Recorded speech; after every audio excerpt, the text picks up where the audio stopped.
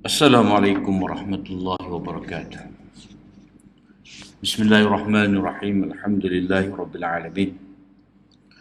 Wassalatu wassalamu ala asyrafil anbiya'i wal mursalin nabina Muhammadin wa ala alihi wa sahbihi ajma'in. Allahumma 'allimna ma yanfa'una wanfa'na bima 'allamtana. Allahumma faqihna fid din wa 'allimna at-ta'wil. Wa zidna 'ilman ya rabbal alamin. Rabbi syrah li sadri wa yassir li amri wahlul 'uqdatam min lisani yafqahu qawli. Subhanaka la ilma lana illa ma 'allamtana innaka antal alimul hakim. Wa la haula wa la quwwata illa billah. Alhamdulillah pagi ini kita sambung lagi perbincangan kita. Ini kita akan masuk bahagian satu lagi. Hari ini hari terakhir lah bagi tajuk furuk lughawiyah. Dalam nota yang kita tulis ni ada dah kena dengan furuk lughawiyah. Atau tu kita telah sentuh dah. Kita nak tengok satu lagi perbezaan kalimah, iaitu ins, bashar, nas dan insan. Dalam Al-Quran terdapat beberapa kalimah yang menunjukkan kepada manusia. Mana Allah Ta'ala sebut beberapa kalimah yang maknanya itu merujuk kepada manusia. Pertamanya di sini manusia dengan kata al-ins ialah nama jenis manusia. Mana spesies kita kata. Manusia ni kalau ahli mantik kata hayawanun natik. Mana hayawan yang boleh berbicara berdasarkan kepada akal dia. Jadi kalau kita jumpa perkataan al-ins, manusia, kita tengok dalam terjemahan manusia, tengok Arab tu al-ins, itu adalah jenis spesies manusia yang membezakannya dengan jin.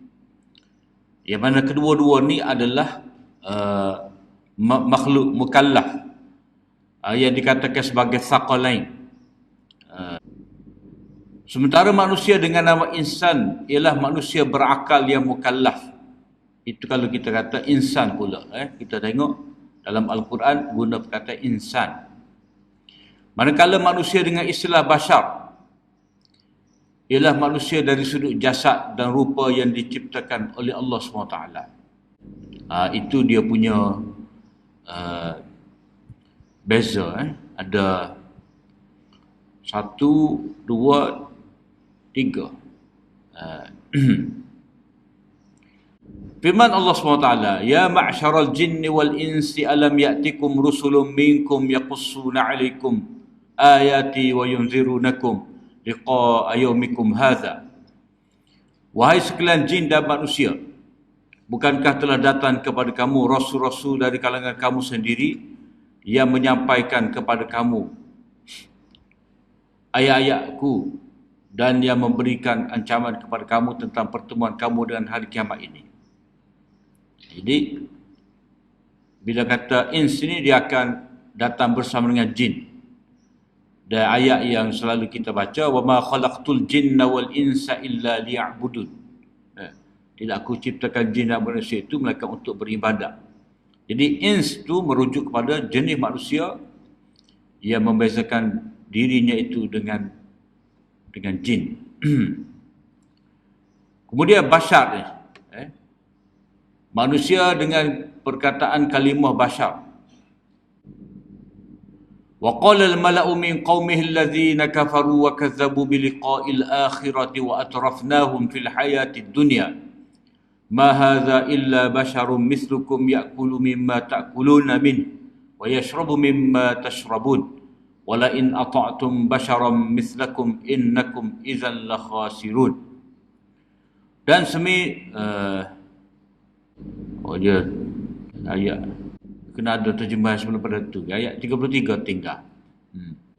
Wa qala al mala'u min qaumihi alladhi, maka berkatalah pemimpin-pemimpin daripada kaumnya, kaum Nabi Nuh ni, yang kufur dan mendustakan, tidak mahu menerima pertemuan hari akhirat dengan Allah SWT, Dan kami telah memberikan kepada mereka itu atrafna, mana kemewahan. Dalam kehidupan dunia, mereka memberi alasan untuk tidak mahu beriman dengan Nabi yang diutuskan kepada mereka. Maka mereka berkata, ma hadza illa basyarum mislukum. Dan tidaklah dia ini melainkan manusia seperti kamu juga. Jadi apa lebih dia sehingga dia jadi Nabi, tidak dipilih kita? Apa lebih dia tu daripada kita sehingga kita kena ikut dia, dengar cakap dia? Jadi orang-orang yang tidak mahu beriman dengan Allah Ta'ala, dengan Nabi ni, mereka selalu minta Rasul itu mestilah dari kalangan malaikat. Jadi mereka kata, ma hadza illa basyarum mislukum. Ni manusia seperti kamu, tidak ada beza. Ya'kulu mimma ta'kulun. Dia makan daripada jenis apa yang kamu makan. Dan dia minum daripada apa yang kamu minum. Maknanya tak ada beza dia. Jadi mereka tu nak Rasul itu malaikat. Dan mereka kata lagi, wala in ata'tum basyaram mislakum innakum idzal la khasirun. Mereka cuba memberi amaran, kalau kamu taat kepada manusia seperti kamu juga, sesungguhnya kamu kalau begitu akan jadi orang yang rugi. Jadi dalam ayat ni dia ada dua cara kehendak mereka tu ataupun alasan mereka tu. Kalau kamu patuhi manusia seperti kamu, itu ugutan. Idzal la khasirun, kamu akan rugi. Itu dengan makna seolah-olah berlagak memberi nasihat. Rugi kalau ikut manusia yang menganggap sebagai Rasul. Jadi itu alasan mereka untuk tidak beriman dengan Rasul yang diutuskan kepada mereka. Jadi sini kita lihat Allah SWT guna kalimah basyar. Jadi mereka tidak mahu menolak, mereka tidak mahu beriman dengan Nabi itu kerana atas alasan Nabi itu basyar. Jadi mereka nak malaikat. Sedangkan walau anzalna malakan laqudiyal amr thumma la yunzarun. Wala anzalna malakan laqudiyal amru thumma la yunzarun. Kalau kami turunkan malaikat, yang ni seperti mana mereka nak, maka sesalah kerja, habis cerita. Habis cerita tu maknanya kedatangan malaikat bukan sebagai Rasul yang membawa syariat, tetapi Rasul, sebagai utusan Allah Ta'ala, ia akan membawa azab. Laqudiyal amru, selesai cerita. Dan mereka tidak lagi diberi tempoh untuk bertaubat. Yang mereka bila mana mari malaikat tadi, mereka akan dibinasakan dengan segera. Itu orang-orang yang jahil, yang tidak mahu menerima Nabi kerana Nabi itu basyar. Jadi basyarun di sini manusia dari segi makan dan minum. Di akhir surah Kahfi, lagu itu juga Allah Ta'ala sebut Allah Ta'ala arahkan kepada Nabi supaya Nabi istihar memberitahu dengan kata, qul innama anna basyarum mithlukum yuha ilayya annama ilahukum ilahun wahid. Katakanlah, aku ni manusia seperti kamu, basyarum mithlukum. Cuma yuha ilay, diberikan wahyu kepada aku. Jadi sudut manusia itu dari segi makan dan minum, maka Nabi dan umat dia tidak ada beza. Cuma Nabi Allah Ta'ala muliakan baginda tu dengan yuha, dengan diberikan wahyu. Jadi ayat ini menunjukkan kalimah basyar digunakan untuk manusia dari sudut material, yang makan dan minum, tidur, berkeluarga, ada zuriat. Itu sifat Nabi sebagai basyar. Pergi ke pasar, yamshuna fil aswaq, mana Nabi pun pergi ke pasar, pergi beli keperluan. Kalimah basyar mempunyai kaitan dengan kalimah al-basyarah yang menunjukkan kepada kulit. Manusia ni dia basyarah, dia ada kulit. Ataupun lapisan luar manusia yang nampak kelihatan pada manusia, berbeza dengan binatang yang diselimuti dengan bulunya. Jadi kalau burung tu ada rish, ada bulu dia. Dah. beruang. Dia ada bulu dia. Jadi manusia ni tak ada. Tak ada jenis bulu tu menutup tubuh dia. Jadi dia terpaksa menutup tubuh dia tu dengan pakaian. Jadi basyarah tu basyar. Ini yang kelihatan kulit dia. Jelas. Kulit dia tu walaupun bulu roma dia ada, tapi bulu roma tu bukanlah bulu untuk menutup tubuh dia. Sehingga dia tidak perlu pada pakaian. Jadi basyar tu basyarah. Pada manusia jenis dia pesek akan kelihatan nampak kulit. Kalimah An-Nas pula digunakan dari sudut manusia yang berketurunan dan berkembang biak. Kalau kita tengok dalam dua contoh ayat ni. Ayat pertama surah An-Nisa. Ya ayuhan nasu taqu rabbakumul ladzi khalaqakum min nafsin wahidah. Wa khalaqa minha zawjaha wa batha minhuma rijalan katsiran wa nisaa'a. Wattaqullaha alladzi tasaaluna bihi wal arham. Innallaha kana 'alaikum raqiba. Wahai sekalian manusia, bertakwalah kepada Tuhan kamu yang telah menjadikan kamu bermula dari diri yang satu Adam dan yang menjadikan daripada Adam itu, pada jenis Adam itu, pasangan isterinya Hawa. Dan juga yang membiakkan dari keduanya zuriat keturunan lelaki dan perempuan yang ramai. Jadi dilihat di sini, wahai sekalian manusia yang berasal daripada Adam. Kemudian wabatha minhuma, daripada mereka berdua itulah keturunan Adam dan Hawa itu membiak. Makin bertambah. Jadi disebutkan manusia lepas pada tu dia akan ada cerita tentang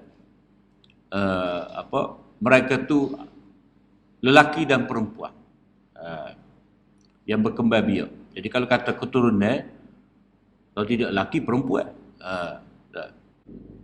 Ayat ni ayat yang orang panggil ayat khutbah. Ayat khutbah. Biasanya Nabi sallallahu alaihi wasallam bila berkhutbah, Nabi akan bacalah ayat ni. Ayat ia mengingatkan kepada manusia tentang maksud daripada perkahwinan. Jadi sebab itulah dalam khutbah nikah tu imam dia akan baca khutbah ni memperingatkan kepada manusia. Ya ayuhan nasu inna khalaqnakum min zakarin wa unsa wa ja'alnakum syu'uban wa qabaila lita'arafu. Wahai sekalian manusia, sesungguhnya kami menciptakan kamu dari lelaki dan perempuan. Jadi pasangan ada lelaki ada perempuan, dan kami telah menjadikan kamu berbagai bangsa dan bersuku puak supaya kamu berkenal-kenalan, beramah mesra antara satu sama lain. Jadi kalimah digunakan An-Nas. Sebab daripada itulah ada lelaki ada perempuan dan berkembang biak tadi dalam rupa bangsa, kabilah, bahasa yang berbeza. Masing-masing itu ada bahasa. Itu An-Nas. Cuma ada juga yang kata An-Nas tu daripada perkataan Nasia, daripada perkataan Nasia. Nasia mana lupa. Lupa, tapi itu tidak tepat walaupun ada ahli bahasa Bahar. An-Nas tu daripada Nasia, Nasid. Tapi itu tidak kata asal kepada perkataan An-Nas ataupun insan. Hal lebih sesuainya ins. Nanti kita akan bincang. Cuma selalu disebutkan kepada kita awalun nasi, nasin. Manusia pertama adalah manusia yang lupa. Walaqad ahidna ila adama min qablu fanasiya wa lam najid lahu azma. Sesungguhnya kami telah pesan kepada Adam. Tapi dia lupa. Maknanya pesanan telah diberikan kepada Adam jangan mendekati pokok ni. Lalu dia pun mendekati. Jadi dia lupa. Kalimah ins menunjukkan kepada lawannya iaitu tawahhush. Jadi kalau kita balik semula kepada ayat yang pertama dalam tajuk ni, ya ma'syaral jinni wal ins wa ma khalaqtul jinna wal ins. Dia perkataan ins ni dia lawan kepada tawahush ataupun daripada uns. Bagi depan uns. Yang mana tawahush itu dengan mana liar, berjauhan dengan yang lain. Ini berarti manusia adalah makhluk yang bersifat mesra dengan yang lain. Itu perkataan ins. Kalau kita tengok dari beberapa sudut yang lain, ins itu makna jin. Mana manusia ni dia tidak akan suka bersendirian. Dia kena duduk dalam lingkungan masyarakat. Sebab itulah ahli falsafah kata al-insanu madaniyun bitabi'i. Manusia secara semula jadi dia adalah makhluk sosial. Makhluk madani. Sebelum PM kita lagi istilah madani ada. Madaniyun bitabi'i makna secara semula jadi dia madani. Dia bersosial, dia bermasyarakat. Dia tidak boleh berada bersendirian. Sebab apa? Sebab manusia ni dia berhajat antara satu sama lain. Letak pada Adam lagi. Mana Adam dia bersendirian. Jadi Allah Ta'ala ciptakan untuk dia tu Hawa. Manusia dia tidak mungkin duduk di satu tempat tanpa ada orang lain. Dia nak ada.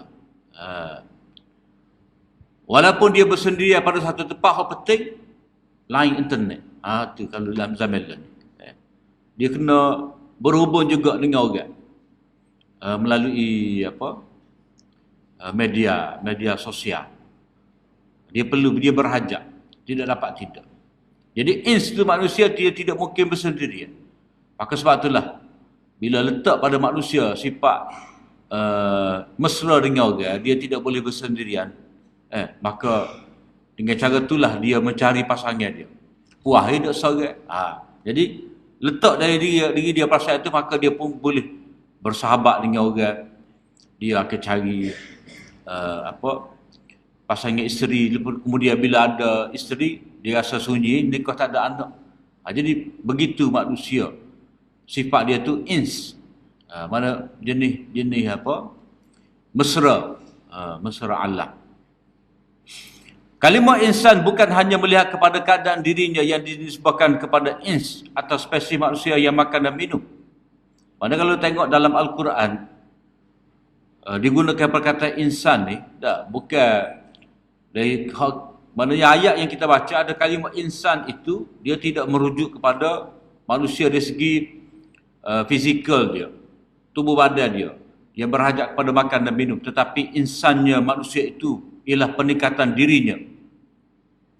Taraqi, uruj. Mana dia meningkat maju kepada darjat yang melayakkannya menjadi khalifah dan memikul tanggungjawab dan amanah. Sesuai dengan maksud Allah Ta'ala kata, wa idh qala rabbuka lil malaikati inni ja'ilun fil ardi khalifah. Jadi insan itu dalam Al-Quran dia akan cerita tentang insan dari sudut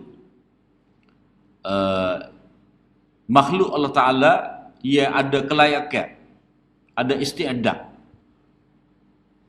untuk menjadi khalifah dan dia akan memikul amanah.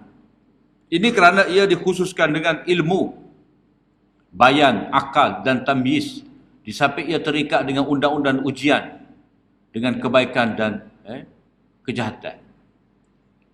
Jadi seperti kita baca dalam surah Ar-Rahman tu, Ar-Rahman 'allamal Quran, khalaqal insan, 'allamahul bayan.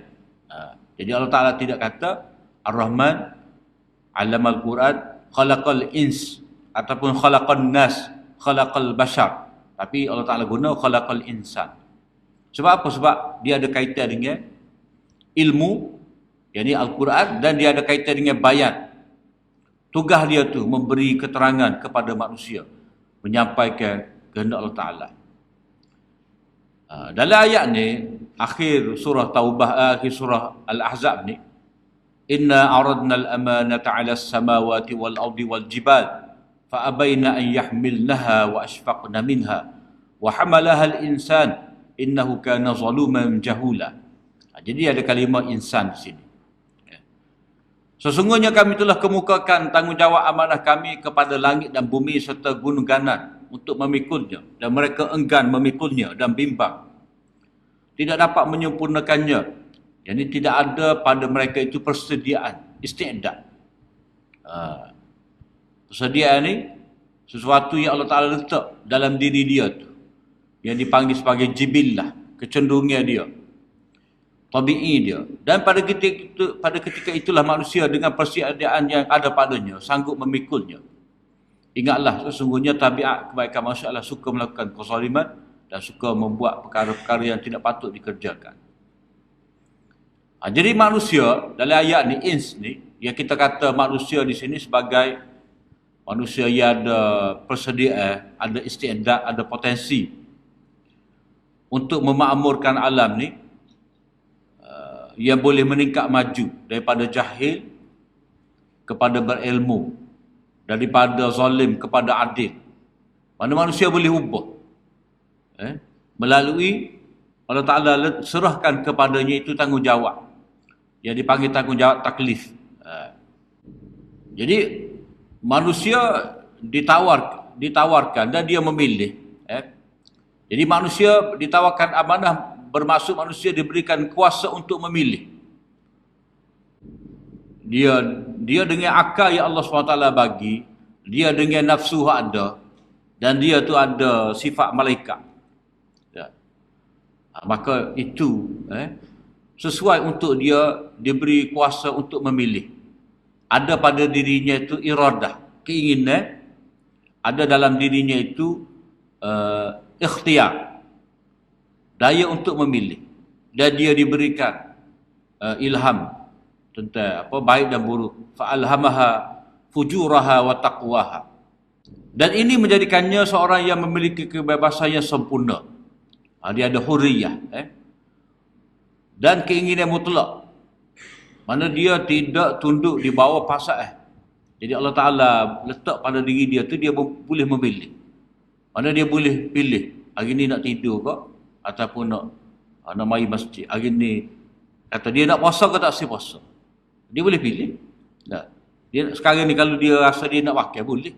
Dia nak kata apabila dia cuba makan, tiba-tiba tangan jadi keras, beku tangan dia, jadi tak dapat dia makan. Tidak, dia boleh makan. Dia dapat patuh perintah Allah SWT, dan dia juga boleh untuk melanggar perintah Allah Ta'ala. Jadi wa nabluukum bisyarri wal khairi fitnah. Kami uji manusia itu dengan kejahatan dan kebaikan. Jadi dia boleh pilih. Wa qulil haqqu min rabbikum faman syaa'a falyu'min wa man syaa'a falyakfur. Katakanlah kebenaran itu daripada Tuhan kamu. Siapa-siapa nak beriman, dia beriman. Siapa-siapa nak kufur, silakan. Silalah dia kufur. Maksudnya diberikan pilihan kepadanya. Walaupun manusia tu diberikan pilihan, dia tidak boleh membuat keputusan melainkan atas benda yang telah ditunjukkan oleh Allah SWT. Cuma dia tidak dipaksa, tidak digagahi.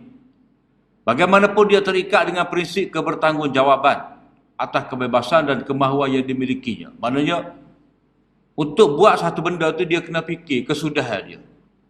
Kalau dia pilih kufur, inna a'tadna lizalimina nara. Kalau dia pilih untuk kufur, Allah Ta'ala sediakan untuk dia tu neraka jahanam. Kalau dia pilih untuk beriman, maka ada hayatan tayyibah untuk dia, kehidupan yang baik. Akan ada ganjaran pahala untuk dia. Itu kalimah ihsan yang merujuk kepada dia makhluk yang mukallaf, makhluk yang diberi pilihan, dan untuk menyempurnakan misi dia ni, sebagai khalifah yang ada tanggungjawab, maka Allah Ta'ala letak cipta dalam diri manusia tu akal. Ada dalam diri manusia tu akal, ada nafsu, dan ada kecenderungan untuk perkara-perkara baik, perkara-perkara kerohanian. Maka sebab itulah dalam diri manusia tu Allah SWT letak jiwa malaikat ada. Jiwa malaikat, nafsul malakiyah, Mana kalau dia suka kepada perkara-perkara ilmu, kerohanian, mendekatkan diri kepada Allah SWT, suka taat, itu ada jiwa malakiyah, jiwa malaikat. Suka kepada ilmu, suka benda-benda suci. Begitu juga dalam masa yang sama, dia letakkan dalam diri manusia itu jiwa bahimiyah. Mana jiwa kebinatangan, kehayawanan. Nak makan, nak minum, nak bersegama, nak gitu. Macam-macam. Allah Ta'ala letak dalam diri dia. Begitu juga dalam jiwa manusia itu ada jiwa sabu'iyah. Mana jiwa binatang buas. Maka dengan sebab itulah dalam diri manusia ni ada sifat berani. Kita kata sabu'iyah ni harimau, singa. Jadi dia akan ada keberanian, dia akan kehendak yang kuat, ada kekuatan marah. Mana dia akan jaga, dia akan jaga pasangan dia akan jaga anak dia. Itu jiwa sabu'iyah, berani. Kalau tak ada jiwa sabu'iyah, dia akan jadi pengecut, takut. Dan penting jiwa sabu'iyah tu ada dalam diri manusia supaya dia tu jadi seorang yang bermaruah, sanggup berjihad di jalan Allah. Dia tidak boleh melihat orang melanggar perintah Allah. Dia tidak boleh melihat orang kafir menindas orang beriman, memaksa orang beriman murtad. Jadi itu mendorongnya keluar berjihad. Itu jiwa sabu'iyah. Kalau kata jiwa bahimiyah tadi, itu untuk kehidupan dia, ekonomi dia. Jadi kalau manusia ni tidak perlu kepada makanan, tidak perlu kepada minuman, dah. Dia pakai tak adalah perniagaan, tidak ada pertanian. Kalau kata tidak ada dalam diri dia keinginan, syahwat, maka dia tidak perlu fikirlah macam mana nak membiakkan keturunan dia. Dia pakai dia saja. Jadi Allah Ta'ala telah letak dalam diri manusia, dia sebagai insan, dengan ada sifat-sifat ni, dia dapat menjadi makhluk yang maju, makhluk yang bertanggungjawab. Dia benar-benar dapat menjadi khalifah Allah.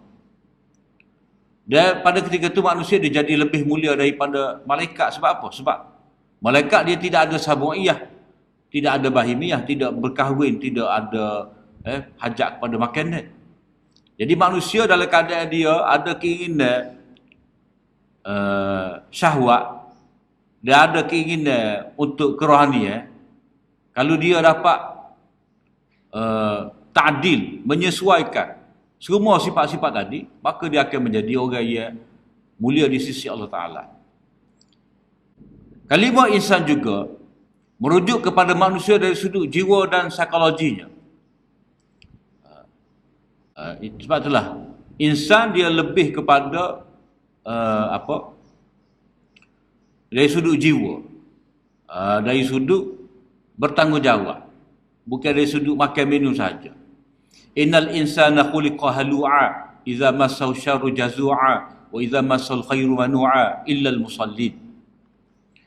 Sesungguhnya manusia itu dijadikan bertabiat resah gelisah, lagi bakhil kedeku. Apabila ia ditimpa kesusahan, dia sangat resah gelisah, dan apabila dia beroleh kesenangan, ia amat bakhil kedeku, kecuali orang-orang yang mengerjakan sembahyang. Jadi pasal manusia lagu tu. Dalam Iqra' Allah Ta'ala kata, kalla innal insana la yatgha ar-ra'ahu istaghna. Sesungguhnya manusia tu benar-benar melampau bila mana dia rasa dia kaya. Maknanya keadaan diri dia, bila mana dia tengok harta dia banyak, dia ada kuasa, dia berpengaruh, maka dia pun rasa seorang yang hebat, lalu dia bertindak melampaui batas. Itu manusia dari sudut jiwa dia.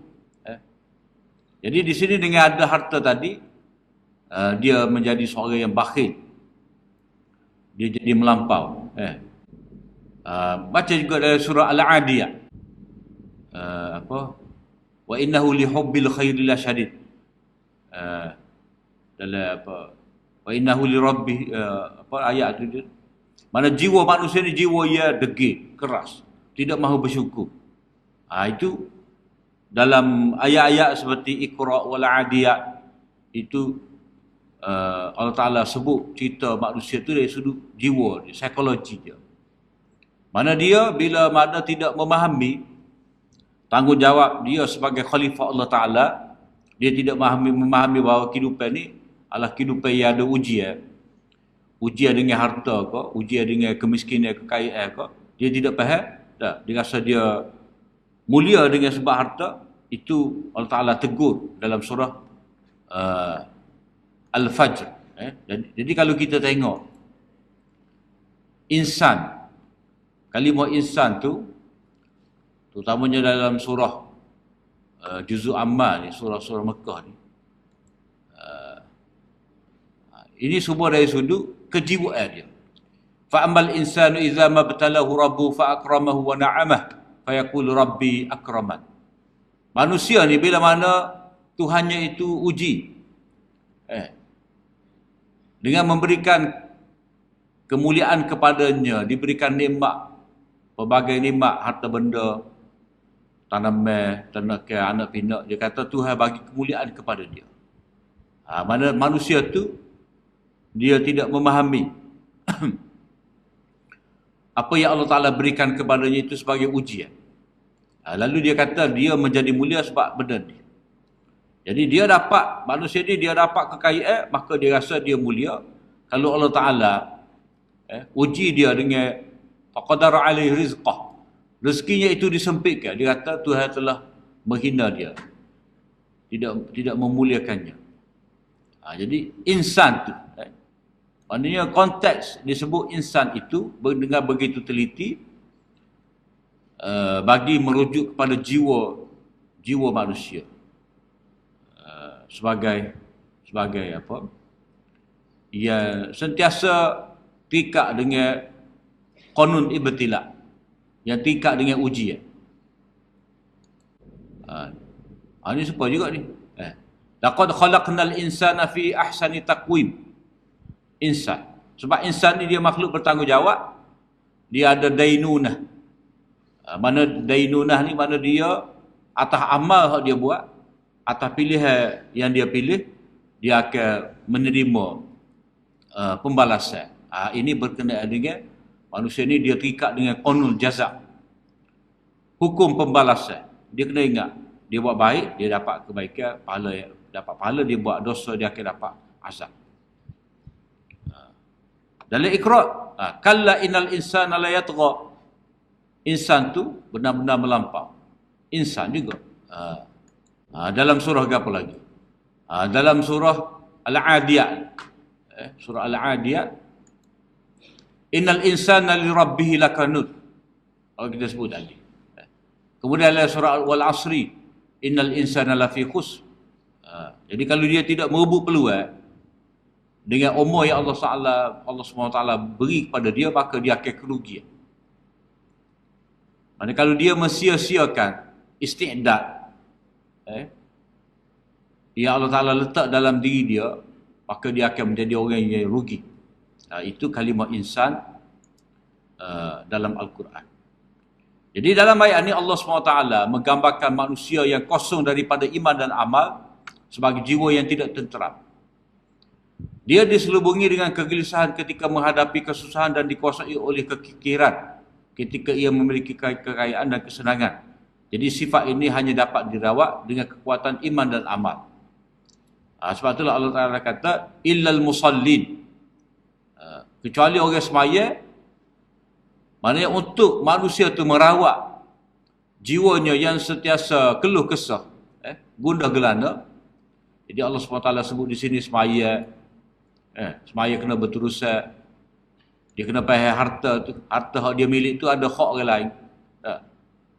Dia kena yakin ada hari pertemuan, ada hari pembalasan. Jadi itu dapat mendidik jiwanya itu berhati-hati dalam membuat pilihan, melakukan sesuatu perbuatan, sebab dia akan bertanggungjawab dan dia akan diberi pembalasan. Itu sifat-sifat yang perlu ada pada manusia untuk merawat jiwa dia. Satu lagi, jiwa manusia ni, kulikal insanu min ajal. Manusia ni jenis dia dijadikan bertabiat terburu-buru, gopoh dalam segala halnya. Dia mudah, cepat buat keputusan. Lepas tu menyesal. Itu macam di sini, manusia ni dia cepat menolak. Kama lam yu'minu bihi awwala marrah. Mula-mula tu sekali dia tidak mahu mendengar daripada Nabi. Maknanya bukan kata nak tunggu dulu Nabi, aku nak fikir dulu, tak. Maknanya dia kata tak kecek, kita tak dengar. Jadi dia gopoh dalam menolak seruan dakwah Nabi, dan dia juga gopoh kerana minta disegerakan azab kalau mereka itu tidak beriman. Sifat terburu-buru itu tertanam dalam jiwa kejadian manusia. Dia mahu segera mendapatkan apa sahaja yang terlintas dalam hatinya dan meminta supaya dibawa segala apa yang dijanjikan kepadanya walaupun ia membahayakan dirinya. Sekiranya dia mempunyai hubungan dengan Allah dengan iman dan amal, tentu dia akan merasa tenang, tentera dan menyerah segala urusan kepada Allah tanpa bersikap gopoh kapal. Hakikat inilah yang menjadi sebab kepada kaum musyrikin yang engkar terhadap seruan tauhid, menuntut supaya disegerakan azab yang diberi amaran kepada mereka. Kemudian satu lagi, raib dan syak. Dalam bahasa Melayu kita terjemah ragu-ragu. Syak. Perkataan raib ni kalau perhati dalam Al-Quran, Allah SWT sebut keraguan tentang benda yang besar. Benda yang besar, persoalan benda yang besar ni persoalan Al-Quran, persoalan kiamat. Maknanya persoalan ilmu, persoalan hidayah, sesat ataupun hidayah. Dan persoalan tentang pertemuan dengan Allah, hari akhirat, hari pembalasan. Jadi Allah Ta'ala menafikan keraguan dalam persoalan yang besar seperti kebenaran Al-Quran dan kepastian kiamat. Maknanya tidak patut kamu meragui tentang benda besar ni, Al-Quran, kiamat. Sebab apa? Sebab bukti Al-Quran itu benar, banyak. Bukti benarnya akhirat itu banyak. Sebab itulah Allah Ta'ala kata di sini, Zalikal kitabu la raiba fi hudan lil muttaqin. Tidak ada suara keraguan padanya. Sebab kitab ni benda besar. Kalam Allah. Tidak sepatutnya manusia meragui dan bukti kepada kebenaran Allah Ta'ala. Kitab Allah Ta'ala ni banyak. Orang kafir mengetahui kebenaran Al-Quran, tetapi mereka mencetuskan keraguan tentangnya dan dengan mencipta tuduhan-tuduhan untuk mengingkarinya. Mereka ni tahu akhirat tu ada, pembalasan tu ada, cuma sahaja, sengaja mereka. Contoh di sini, wa anna as-sa'ata atiyatun la raiba fiha. Sesungguhnya kiamat itu akan tiba. Tidak ada keraguan padanya. Allah SWT akan membangkitkan manusia yang ada dalam kubur. Maknanya Allah Ta'ala dengan kudrat dia, maknanya untuk cipta manusia daripada tanah kepada rupa manusia sekarang ni, orang kafir tahu ini adalah kudrat Allah. Dia tahu itu adalah kudrat Allah Ta'ala. Cuma dia meragui macam mana daripada manusia ni menjadi tanah nak jadi manusia balik. Dia mengingkar. Jadi sebenarnya dia tahu, cuma buat alasan. Sebab apa? Sebab bila disebutkan akhirat, jadi mereka ada rasa takut lah. Sebab apa? Sebab mereka bila tidak beriman dengan Allah, tidak beriman dengan hari akhirat, mana banyak kezaliman, kejahatan yang mereka buat. Jadi bila disebutkan kepada mereka perbuatan jahat ni akan menyebabkan Allah Ta'ala murka, akan menyebabkan azab, jadi mereka menolak. Aku tak percaya ada kiamat. Tak, mana ada. Itu manusia dia menolak, sebenarnya dia nak duduk atas dunia ni dalam keadaan tidak patuh kepada perintah Allah SWT. Sebab itulah dia tolak. Begitu juga dalam ayat berikut ni, thumma lam yartabu. Orang yang beriman dengan Allah dan Rasulnya, kemudian dia tidak meragui tentang Allah sebagai Tuhan pencipta alam yang mengatur urusan dia, memberi manfaat, memberi mudarat, memberi rezeki. Dia beriman Rasul ni memang daripada Allah Ta'ala. Summalam yartabu, dia tidak meragui. Yartabu ni daripada raib tadilah. Kemudian Allah Ta'ala menyifatkan orang munafik dengan sifat raib kerana mereka meragui tentang hari akhirat. Contoh di sini, innama yasta'zinuka alladhina la yu'minuna billahi wal yawmil akhir wartabat qulubuhum fahum fi raibihim yataraddadun. Sesungguhnya yang akan meminta izin kepadamu, maknanya untuk tidak pergi berjihad. Nabi mengajak orang beriman ni pergi peperangan Tabuk pada ketika musim panas. Buah tamar nak masuk.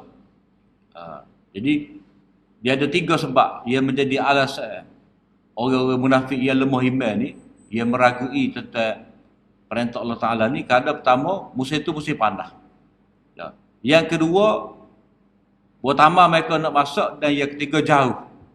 Jauh ni kita nak pergi ni. Jadi mereka memberi alasan pada Nabi. Sebenarnya, wartabat qulubuhum. Mereka tidak beriman dengan Allah dan hari akhirat, dan hati mereka tu penuh dengan keraguan. Dan mereka tu sentiasa teragak-agak dalam keraguan mereka. Nak pergi tak sih, nak pergi tak sih.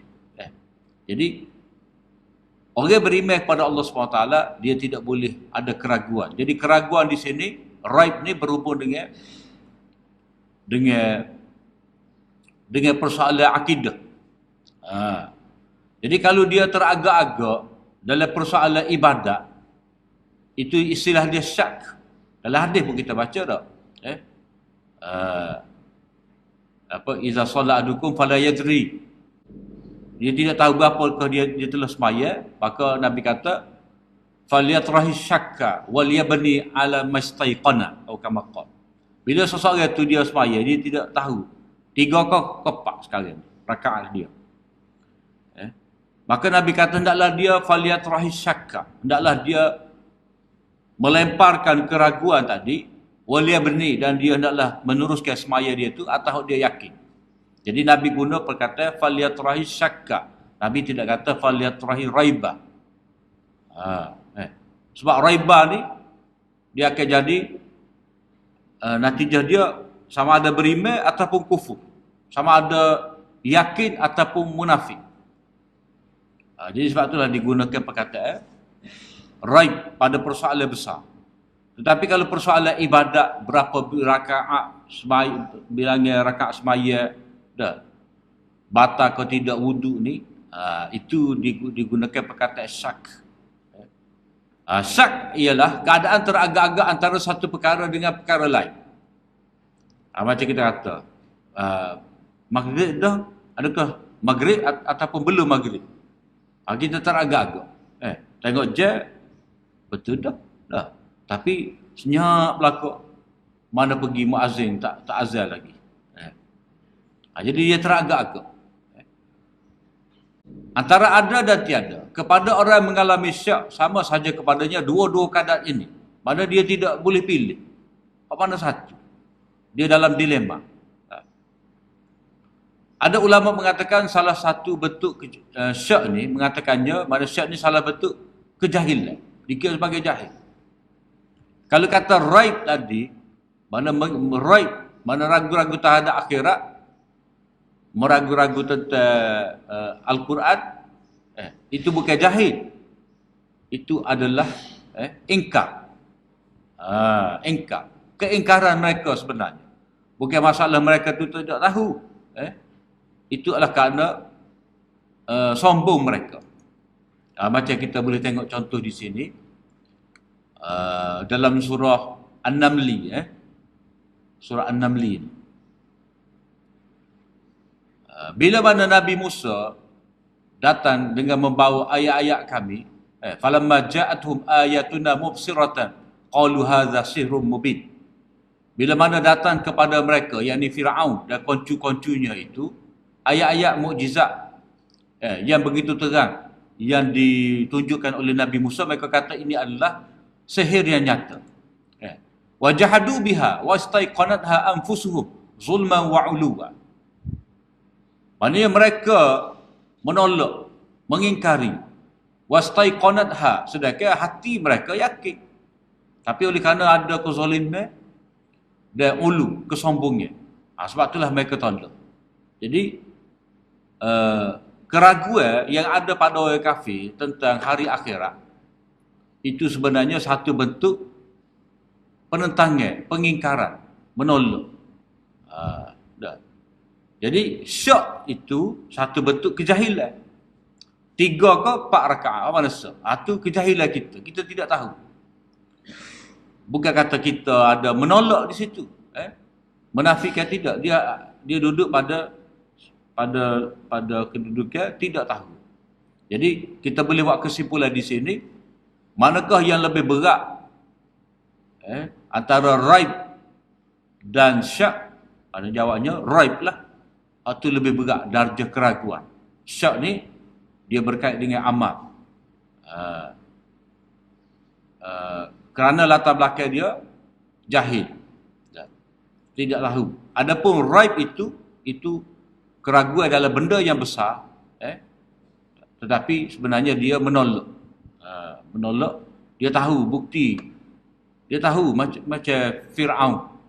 Dia tahu bahawa Musa tu buat tu dia bukan sihir.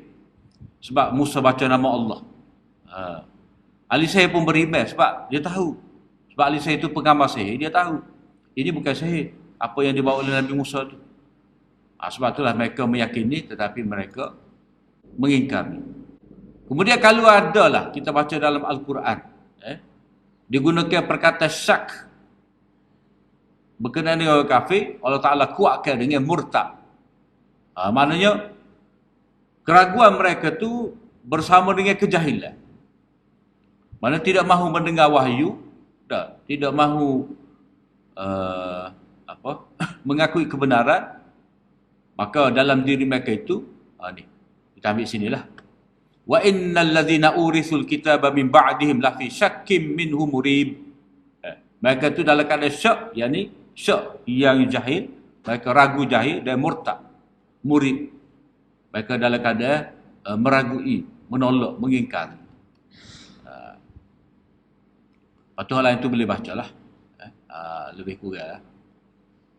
Itu mana sifat orang kafir, dia meragui atas rasa jahil, tidak mahu mendengar keterangan daripada Nabi, dan mereka bila diberi keterangan pun mereka menolak, tidak mahu mendengar. Maka sebab itulah mereka sentiasa berada dalam kejahilan, dalam keadaan menentang.